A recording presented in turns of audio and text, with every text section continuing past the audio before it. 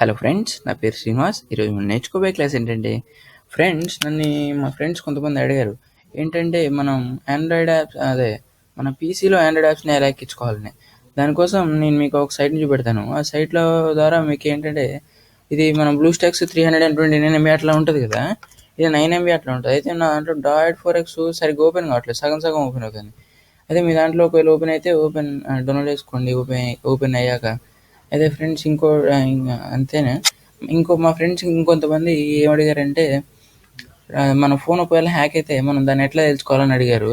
అయితే నేను దానికోసం కొన్ని ట్రిక్స్ చెప్తాను చూడండి. మీ ఫోన్ ఛార్జింగ్ పెట్టినప్పుడు అది ఆటోమేటిక్గా ఆన్ అయిపోయి ఎవరికొకరికి ఫోన్ కాల్ వెళ్తూ ఉంటుంది. లేకపోతే అదే బ్రౌజర్ ఓపెన్ చేసి ఏదో ఒక యాప్ని డౌన్లోడ్ చేస్తూ ఉంటుంది. అలా జరిగితే మీ ఫోన్ హ్యాక్ అయినట్టు. మళ్ళీ ఇంకోటి, ఛార్జింగ్ పెట్టినప్పుడు ఛార్జింగ్ తొందరగా ఎక్కనప్పుడు. అంటే ఛార్జింగ్ ఎందుకు తొందరగా ఎక్కట్లేదు అంటే, మీ బ్యాక్గ్రౌండ్ యాప్స్లో ఏదో ఒకటి రన్ అవుతున్నట్టు. ఒకవేళ మీరు క్లీన్ చేసినా కూడా బ్యాక్గ్రౌండ్ యాప్స్లో రన్ అవుతుంది అంటే మీ ఫోన్ హ్యాక్ అయిపోయినట్టు. ఇంకోటి, మీకు తెలియకుండా మీ ఫోన్లో ఏమన్నా యాప్స్ ఇష్టం వచ్చినాయి ఎక్కుతున్నప్పుడు.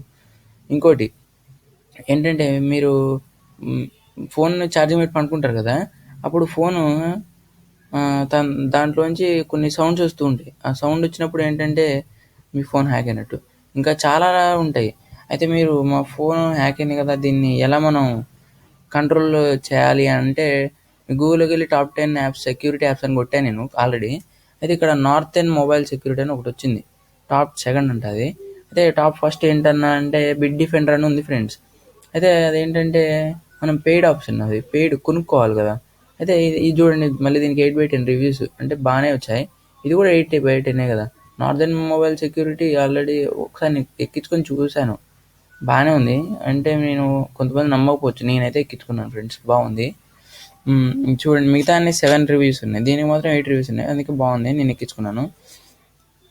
మళ్ళీ ఇంకోటి ఏంటంటే ఫ్రెండ్స్, మన యాప్స్ గూగుల్ ప్లే స్టోర్ నుంచి కాకుండా కొంతమంది ఏం చేస్తుంటారంటే బ్రౌజర్లోంచి ఎక్కించుకుంటూ ఉంటారు. అలా బ్రౌజర్లోంచి ఎక్కించుకోవడం వల్ల మంచిదే, మీకు ఫ్రీగా దొరుకుతాయి డబ్బులు పెట్టి ఎక్కించుకునే యాప్స్. కాకపోతే ఏంటంటే కొన్ని యాప్స్ ఉంటాయి, కొన్ని సైట్స్ ఉంటాయి, అవి మిమ్మల్ని హ్యాక్ చేసి పడేస్తుంటాయి. అయితే అవి ఉంటాయి కదా ఆ సైట్స్ నుంచి మనం దూరంగా ఉండాలి. ఎలాగో చెప్తా. ఆ దూరంగా ఉండాలి. ఎలా తెలుసుకోవాలి అంటే, మీ ఆల్రెడీ మీ గూగులే చెప్తూ ఉంటుంది అది మంచి సైట్ కాదు. ఒకవేళ చెప్పలేదనుకోండి, మీరు ఏం చేయండి, అది ఊకే మిమ్మల్ని ఏదో ఒక సైట్కి తీసుకెళ్తుంది అనుకోండి, యాడ్ సైట్కి, సోది సైట్కి.